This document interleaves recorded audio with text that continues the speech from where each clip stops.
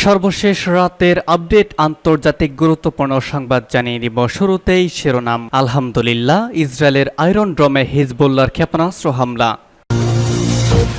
এরপর জানিয়ে দিব ইউক্রেনের ন্যাটো সেনা মোতায়েন নিয়ে যা বললেন স্টলটেনবার্গ। এরপর থাকবে ফিলিস্তিনি শিশুদের যে দৃশ্য দেখে কাঁদছে বিশ্ববাসী। এরপর থাকছে মোদির একদলীয় রাষ্ট্রের স্বপ্ন প্রত্যাখ্যান ভারতীয় ভোটারের। এবং সর্বশেষ জানিয়ে দিব ইরানের শয়তানবাদী জমায়েতে অভিযান, গ্রেপ্তার ৩০। ইসরায়েলের আয়রন ড্রোমে হিজবুল্লাহর ক্ষেপণাস্ত্র হামলা। লেবানন ভিত্তিক হিজবুল্লাহ গোষ্ঠী দাবি করেছে যে তারা ইসরায়েলের আয়রন ড্রোম বিমান প্রতিরক্ষা ব্যবস্থায় ক্ষেপণাস্ত্র হামলা চালিয়েছে। ইসরায়েলের উত্তরাঞ্চলে ওই প্রতিরক্ষা ব্যবস্থার অবস্থান। একটি ফুটেজে দেখা গেছে যে একটি ক্ষেপণাস্ত্র আয়রন ড্রোমে আঘাত হানছে। উত্তর ইসরায়েলের রামতে নাফতালি শহরের কাছেই আয়রন ড্রোম অবস্থিত। টাইমস অফ ইসরায়েলের এক প্রতিবেদনে বলা হয়েছে, এই হামলায় তেমন কোনো ক্ষয়ক্ষতির বিষয়ে কিছু জানায়নি ইসরায়েলি বাহিনী। গত ৭ অক্টোবর ইসরায়েলের সীমান্তে প্রবেশ করে আকস্মিক হামলা চালায় ফিলিস্তিনি স্বাধীনতাকামী সংগঠন হামাস। এরপরেই গাজায় পাল্টা আক্রমণ চালায় ইসরায়েলি বাহিনী। গাজায় ইসরায়েলি বাহিনীর তাণ্ডবে প্রতিদিনই নিরীহ ফিলিস্তিনিরা প্রাণ হারাচ্ছে। নারী, পুরুষ, এমনকি ছোট ছোট শিশুরাও এসব হামলা থেকে বাঁচতে পারছে না। গাজায় কোনো অবস্থান নেই যে এখান আর বসবাসের যোগ্য। প্রায় সব স্থানেই হামলা চালিয়ে অবরুদ্ধ এই উপত্যকাকে যেন এক মৃত্যুপুরীতে পরিণত করেছে ইসরায়েলি বাহিনী। হামাস নিয়ন্ত্রিত স্বাস্থ্য মন্ত্রণালয় জানিয়েছে, সেখানে প্রায় ৮ মাস ধরে চলা সংঘাতে ৩৬,৫৮৬ ফিলিস্তিনি নিহত হয়েছে। এছাড়া আহত হয়েছে আরও ৮৩,০৭৪ জন। গাজায় সংঘাত বন্ধের কোনো লক্ষণই দেখা যাচ্ছে না। এভাবে সংঘাত চলতে থাকলে আরও কয়েক হাজার নিরীহ ফিলিস্তিনি প্রাণ হারাবে। গাজায় সংঘাত শুরুর পর থেকে ইসরায়েলে হিজবুল্লাহ এবং হুতিদের হামলা বেড়েই গেছে। একই সঙ্গে হিজবুল্লাহ এবং হুতিদের বিরুদ্ধেও ইসরায়েল থেকে হামলার খবর পাওয়া গেছে। এর আগে গত এপ্রিলে ইরান থেকেও ইসরায়েলে হামলা চালানো হয়। সে সময় মুহুর্মুহুর আক্রমণ আর সেসব আক্রমণ প্রতিহত করার সময়টাতে আলোর ঝলকানি রাতের আকাশকে আলোকিত করে তুলেছিল। ইসরায়েলের মিত্ররাও অবশ্য সক্রিয় ছিল।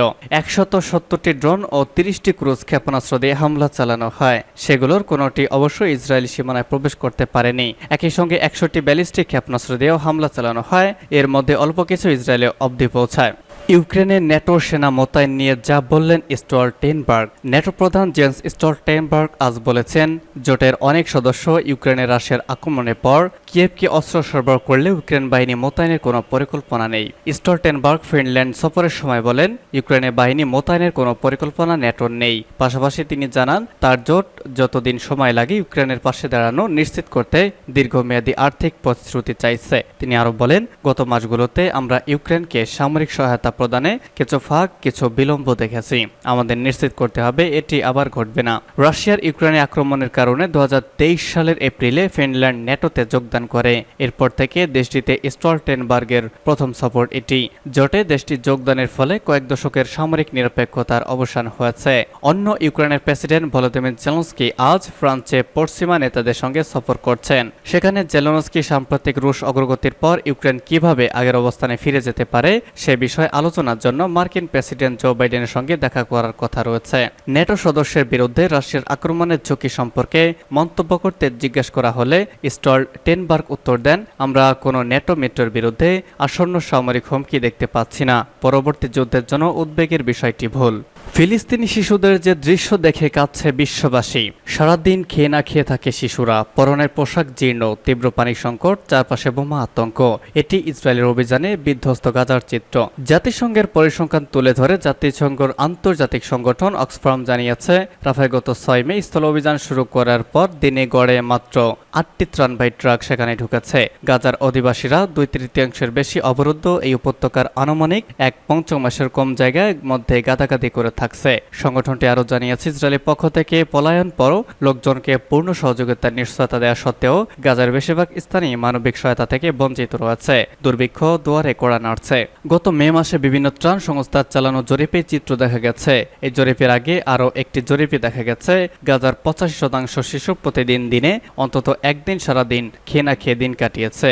এই অবস্থায় দক্ষিণ গাজার উপকূলীয় আল মাওয়াসির মতো কিছু এলাকা মানবিক অঞ্চল হিসেবে চিহ্নিত করেছে ইসরায়েলি বাহিনী, অথচ সেখানে পানি সরবরাহ বা স্যানিটেশন সেবা নেই বললেই চলে। অক্সফাম জানিয়েছে, আল মাওয়াসিতে মানুষ মানবতার জীবনযাপন করছেন। সেখানে 5 লাখ মানুষের জন্য রয়েছে মাত্র 121টি টয়লেট, অর্থাৎ একটি টয়লেট ব্যবহার করছেন গড়ে 4130 জন। সব মিলিয়ে রাফা পরিস্থিতিকে অসহনীয় বলে আখ্যায়িত করেছেন স্থানীয়রা। বর্তমানে সেখানে বিশুদ্ধ পানির কোনো ব্যবস্থা নেই, মানুষকে সাগরের পানির উপর ভরসা করতে হচ্ছে। মোদির একদলীয় রাষ্ট্রের স্বপ্ন প্রত্যাখ্যান ভারতীয় ভোটারের। বিরোধীদের জন্য শোকবার্তা লেখা হয়ে গিয়েছিল। বেশিরভাগ জরিপ অনুসারে ভারতের নির্বাচনের ফলাফল নির্ধারিত হয়ে গিয়েছিল আগেই। প্রধানমন্ত্রী নরেন্দ্র মোদীর হিন্দু জাতীয়তাবাদী জোট নিরঙ্কুশ সংখ্যাগরিষ্ঠতা অর্জন করবে বলে মনে করা হয়েছিল। তাতে বিনা বাধায় আইন ও সংবিধানের আমূল পরিবর্তন আনার ক্ষমতা পেয়ে যেত এই জোট। মোদীর সমালোচক এবং বিরোধী দলের মতে ভারত কার্যত একটি একদলীয় রাষ্ট্রে পরিণত হওয়ার পথে দ্রুত অগ্রসর হয়েছিল। তবে 2016 সালে ট্রাম্পের বিজয় এবং ব্রেক্সিট সহ সাম্প্রতিক বছরগুলোতে অগণিত বিপর্যয় দেখিয়েছে।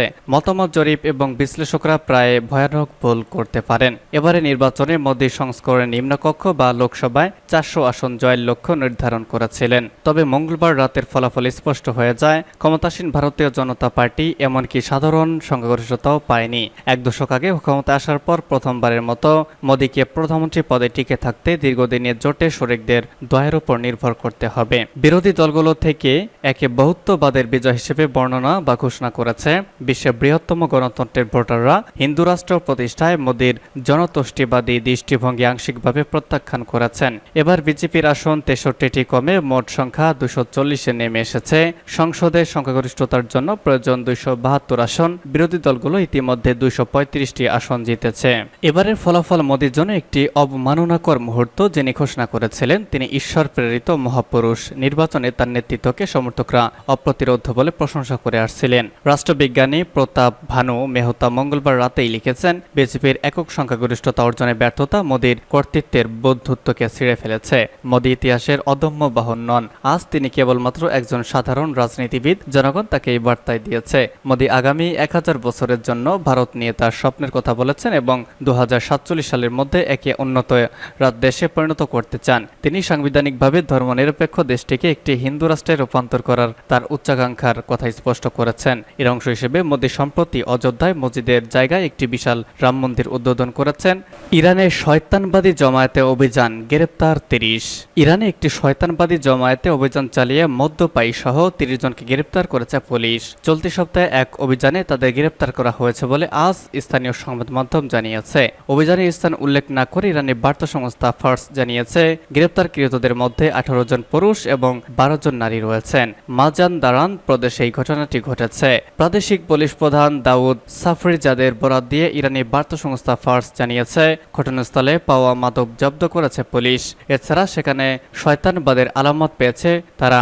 দাউদ বলেন, বিভিন্ন প্রদেশ থেকে এখানে মানুষ এসেছেন। রক্ষণশীল দেশে শয়তানবাদী জমায়েত নিষিদ্ধ। এর আগে শনিবার দক্ষিণ পশ্চিমাঞ্চলীয় খুজেস্তান প্রদেশে অভিযান চালিয়ে 35 জনকে আটক করেছিল পুলিশ। এছাড়া মে মাসে শয়তানবাদ প্রচারের জন্য রাজধানী তেহরানের পশ্চিমে 3 ইউরোপীয় সহ 250 জনের বেশি মানুষকে গ্রেপ্তার করা হয়েছিল। রক ও হেভি মেটাল মিউজিক কনসার্টকে শয়তানবাদী জমায়েত হিসেবে চিহ্নিত করেছে শিয়া মুসলিম অধ্যুষিত দেশটির কর্তৃপক্ষ।